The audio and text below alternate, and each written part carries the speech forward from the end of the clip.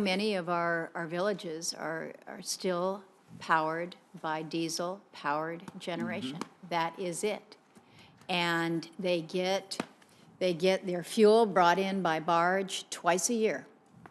And some years, they don't judge correctly how cold and how long that winter is going to be. They run out of fuel in February. The river is still locked in with ice. How do they get their fuel? It's flown in 50-gallon barrels at a time. So if you don't think it's already costly enough to be locked into a fuel price that was set 8 months prior, and you have full transportation costs coming from the lower 48 up the coast and up into the Yukon, but what's your alternative?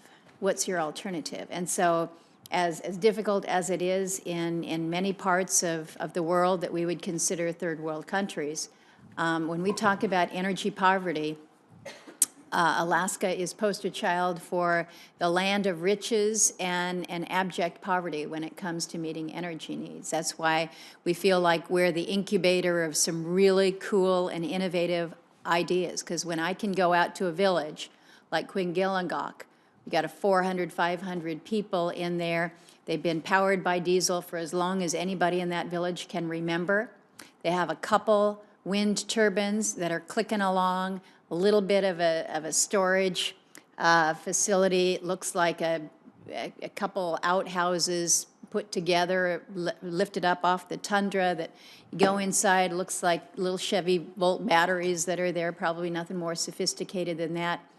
And on the day that I was there, everyone says, "Can you hear that?" I'm like, "I can't hear anything." And they said, "That's the point.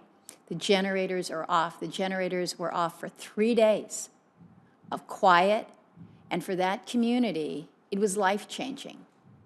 And so incrementally, in little bits and pieces, this is where I get so excited about microgrids, and thank you, Dr. Majumdar, for your leadership. When we had National Lab Day up in Fairbanks last year, you saw some of the innovation that not only is going on within our national labs, but what is going on within our living laboratories up north with these microgrids, what we're able to do. Sometimes it's not even engineers, it's people that just know how to fix an engine.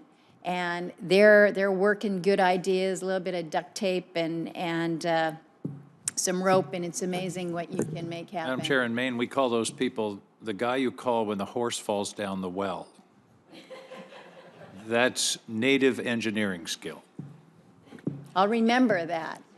We don't have a lot of horses that might fall into the well. Okay, the moose. The moose that falls into the well. Thank you all. This has been very, very interesting and provocative and helpful to us. Know that we will count on you as resources as we continue our discussion, but I appreciate each of you and what you have helped fill the record out.